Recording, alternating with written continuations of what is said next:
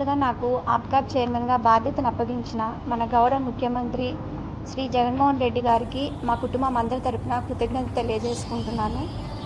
ఈరోజు ఈ కడప సమావేశానికి విచ్చేసిన ఆప్కాబ్ ఎండి గారు శ్రీనాథ్ రెడ్డి గారికి, ఆప్కాబ్ సీనియర్ ఆఫీసర్స్, ఇంకా డీసీసీబీ స్టాఫ్ అందరికీ, విలేకరులకు అందరికీ నా నమస్కారాలు.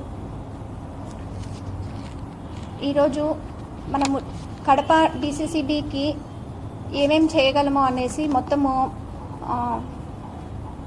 మీటింగ్ జరుగుతుందండి.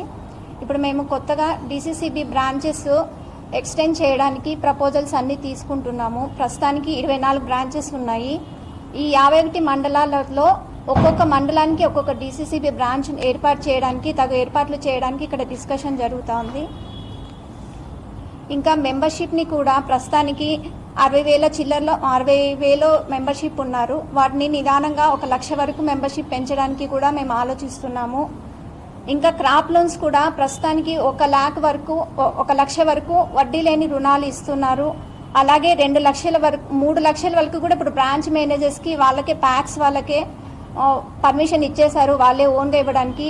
అంటే లేట్ అవ్వకుండా, ప్రాసెస్ లేట్ అవ్వకుండా బ్రాంచ్ మేనేజర్స్ వరకే 3 లక్షల వరకు వాళ్ళు ఓన్గా శాంక్షన్ చేసుకోవచ్చు. అది 3 లక్షల వరకు పాల వడ్డీతోనే రుణాలు ఇస్తున్నారు.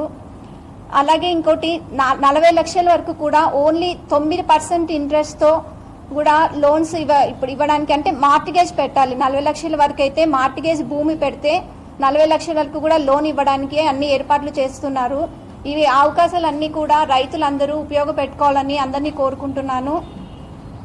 అలాగే ఇప్పుడు అమ్ముల్ ప్రాజెక్టు కింద కూడా ఒక్కొక్క మెంబర్కి కూడా 1.6 లక్షల వరకు లోన్లు ఇవ్వడానికి ఏర్పాట్లు జరుగుతున్నాయి.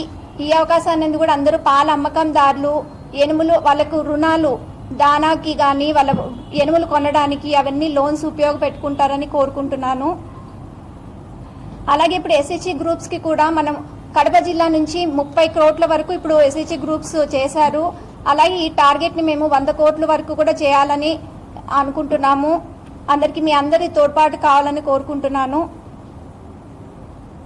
అలాగే ఇంకా మేము రైతులకు అవగాహన కల్పించడానికి పాంప్లెట్లు తయారు చేయడము, ఇంకా FM రేడియోలో అవన్నీ కూడా ఉపయోగపెట్టుకోవాలని, రైతులకు ఇంకా దగ్గరగా ఈ బ్యాంకు సేవలన్నింటినీ దగ్గరకు తీసుకెళ్లాలని అన్ని ఏర్పాట్లు జరుగుతున్నాయి. బ్యాంకు నుంచి మంజూరు చేస్తున్నారు.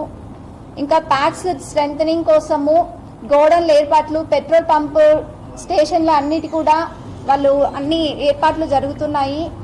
ముఖ్యంగా ప్యాక్స్ బాగుంటేనే డీసీసీబీస్ బాగుంటాయి. డీసీసీబీ నుంచి ఆప్కాబు అన్ని కూడా స్ట్రెంథన్ అవుతాయి అన్నమాట. సో ప్యాక్స్ డెవలప్మెంట్ మీదనే ఇప్పుడు ముఖ్యంగా ఏర్పాట్లు జరుగుతున్నాయి.